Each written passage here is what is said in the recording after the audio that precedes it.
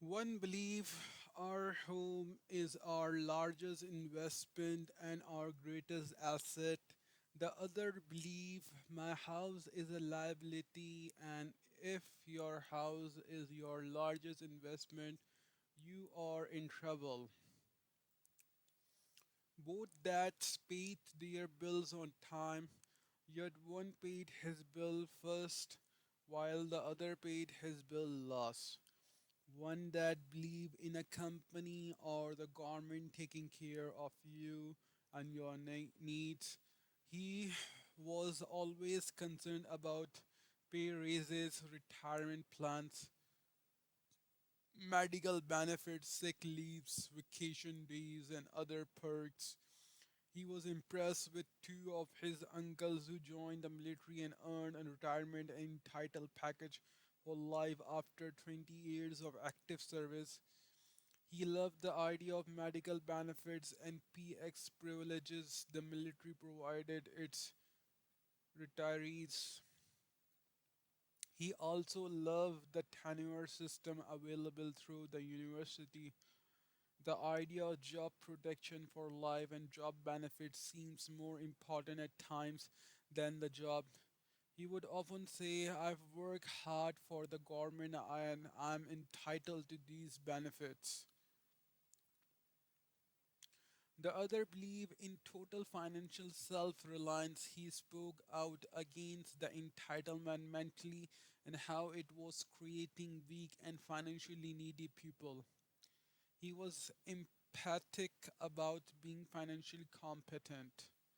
One that struggled to save a few dollars, the other simply created investments. One that taught me how to write an impressive resume so I could find a good job. The other taught me how to write a strong business and financial plan so I could create job. Being a product of two strong dads allowed me the luxury of observing the facts different thoughts have on one's life. I noticed that people really do shape their life through their thoughts. For example, my poor dad always said, I'll never be rich, and that prophecy became reality. My rich dad, on the other hand, always referred to himself as rich. He would say things like, I am rich man, and rich people don't do this. Even when he was flat broke after a major financial setback, he continued to refer to himself as a rich man. He would cover himself by saying there is a difference between being poor and being broke. Broke is temporary and poor is eternal.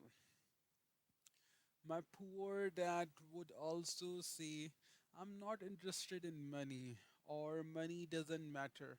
My rich dad always said money is power. The power of our thoughts may never be measured or appreciated,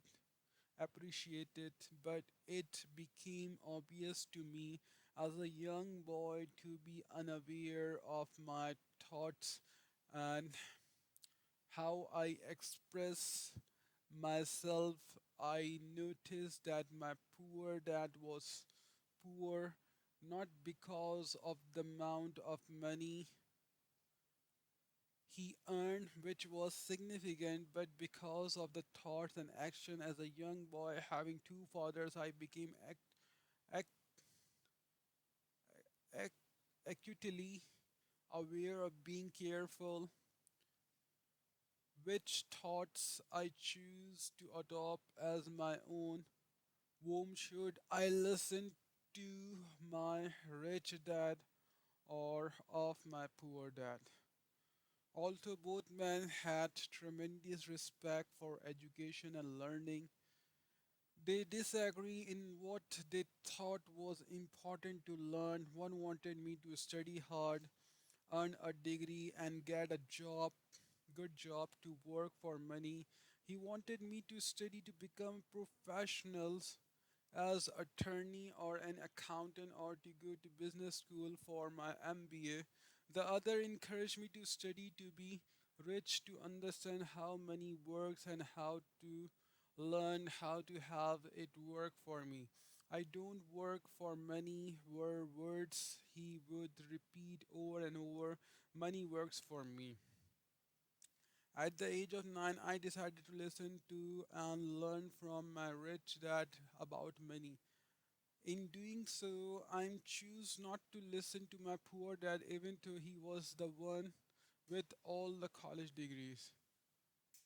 A lesson from Robert Frost. Robert Frost is my favorite poet. Although I love many of his poems, my favorite is The Road Not Taken. I use its lesson almost daily. The road not taken. Two routes diverge in a yellow wood, and sorry I could not travel both and be one traveler long. I stood and looked down one as far as I could to where it bent in the undergrowth. Then took the other as just as fair and having perhaps the better claim because it was gracy and wanted wear, though as for that the passing here had warned them really about the same, and both that morning equally lay in leaves, no stab had trodden back black. Oh, I kept the first for another day, yet knowing how we lead on to way. I doubted if I should ever come back. I shall be telling this with a sign somewhere ages and ages hence. Two routes diverge in a wood, and I took the one less traveled by, and that has made all the difference. Robert Frost, 1916, and that made all the difference. Over the year, I have reflected upon Robert Frost's poem, choosing not to listen to my highly educated dad advice and attitude about money was a painful decision, but it was a decision that shaped the rest of my life. Once I made up my mind whom to listen to, my education about money begins. My rich dad taught me over a period of 30 years until I was age 39. He stopped once he realized that I knew and fully understand what he had been trying to drum into my often thick skull. Money is the one form of power, but what is more powerful is financial education. Money comes and goes, but if you have the education about how money works, you gain power over it and can begin building wealth. The reason positive thinking alone does not work is because most people went to the school, never learned how money works, so they spend their lives working for money. Because I was only 9 years old when I started the lesson, my rich dad taught me were simple, and when it was all said and done, there was only six main lessons repeated over 30 years. This book is about those six lessons put as simple as possible as my rich dad put forth those lessons to me. The lessons are not meant to be answer but guideposts that will assist you and your children to grow wealthier no matter what happens in a world of increasing change and uncertainty. Lesson 1: The rich don't work for money. Lesson 2: Why teach financial literacy? Lesson 3: Mind your own business. Number 4: The history of taxes and the power of corporation. Number 5: The rich invent money. Number 6: Work to learn, don't work for money.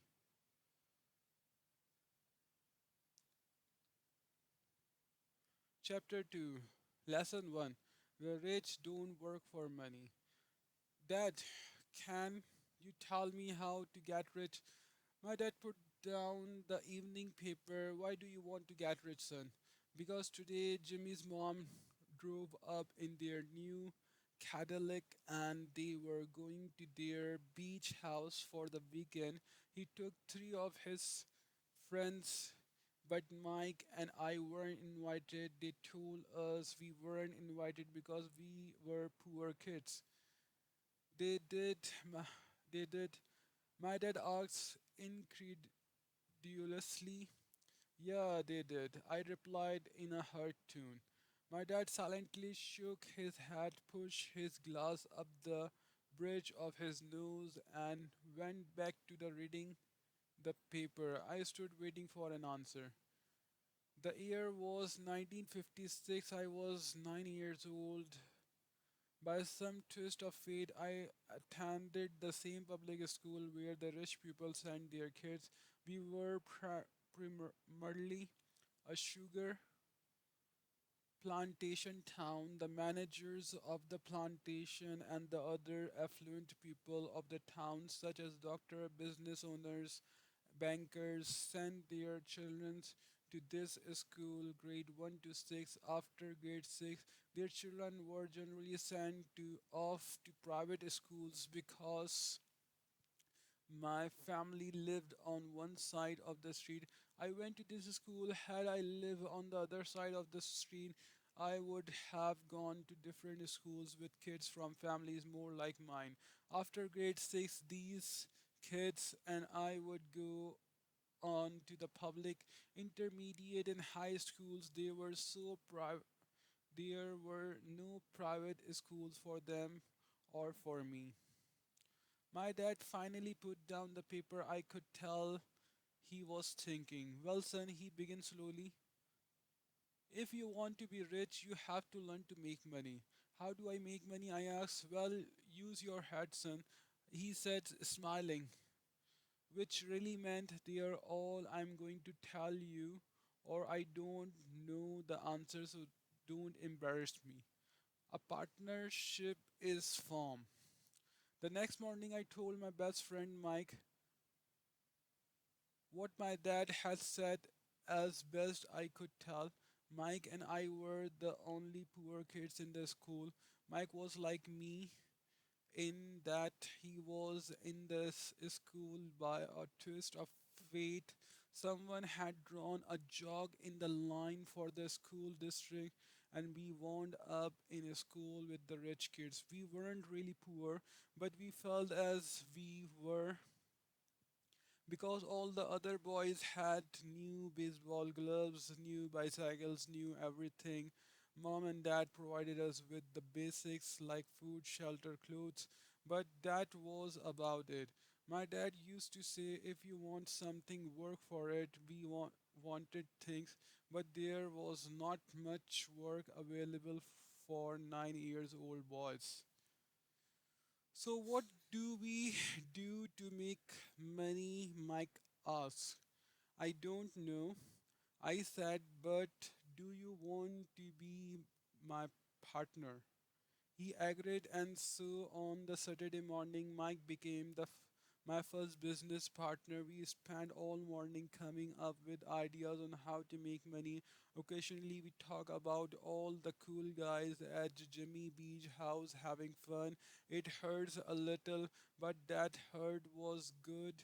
For it inspired us to keep thinking for a way to make money. Finally, that afternoon, a bolt of lightning came throughout heads. It was an idea Mike had gotten from a science book he had read. Excited, excitedly, we shook hands, and partnership now had a business. For the next several weeks, Mike and I run around our neighborhood, knocking on doors and asking our neighbors if they would save their toothpaste tube for us. With puzzled look, most adults consented with a smile. Some asked us what we were doing, to which we replied, we can't tell you, it's a business secret. My mom grew distressed as the weeks wore on. We had selected a site next to her washing machine as the place we would stockpile our raw material in a brown cardboard box that one time had catsup bottles. Our little pile of used toothpaste tubes began to grow. Finally, my mom put her foot down. The sight of her neighbor's messy, crumpled, used toothpaste tubes had gotten to her. What are you boys doing? She asks. What I don't want to hear again, that's a business secret. Do something with this mess or I'm going to throw it out. Mike and I pleaded and begged and explained that we would soon have enough and then we would begin production.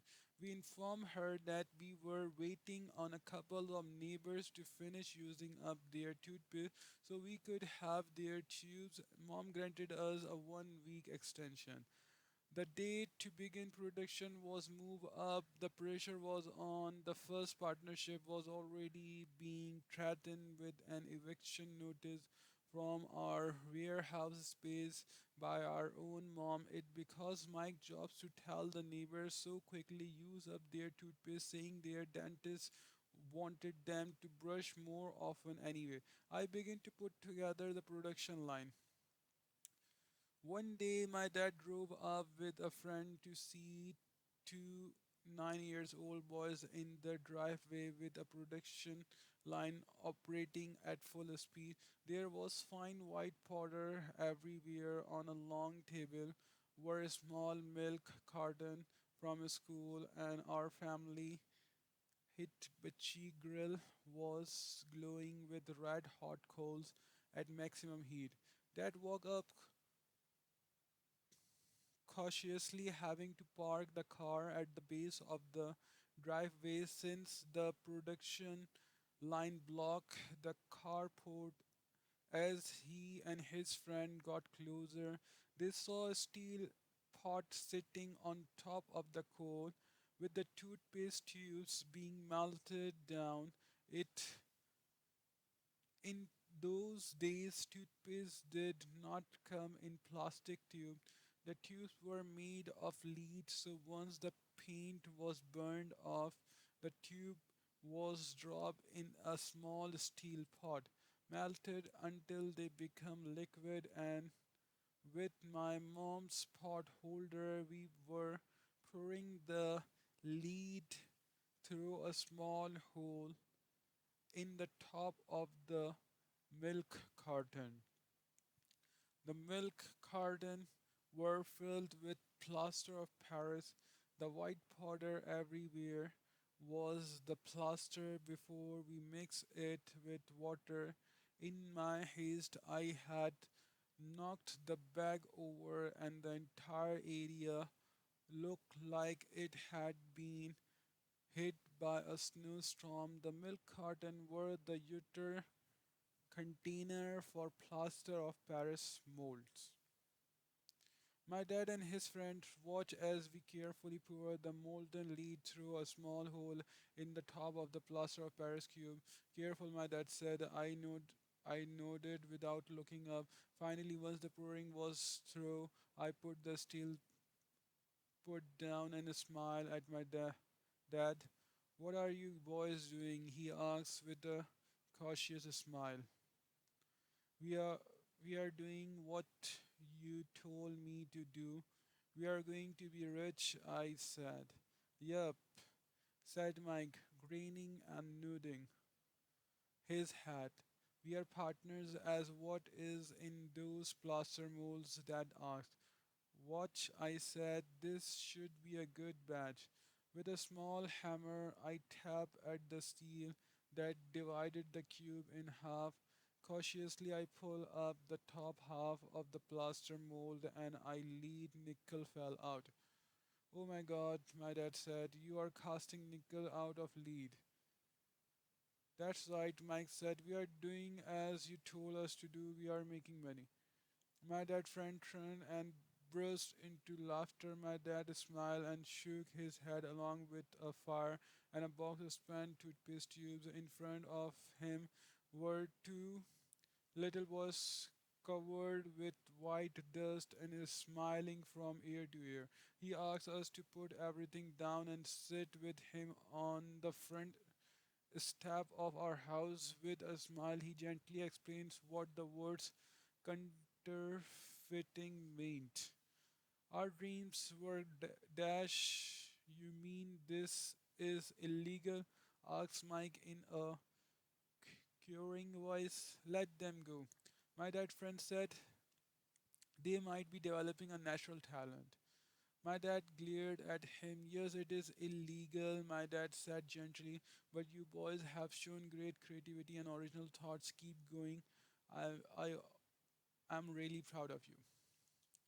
Disappointment, Mike and I sat in the silence for about 20 minutes before we began cleaning up our mess. The business was over, and opening day, swiping the powder up.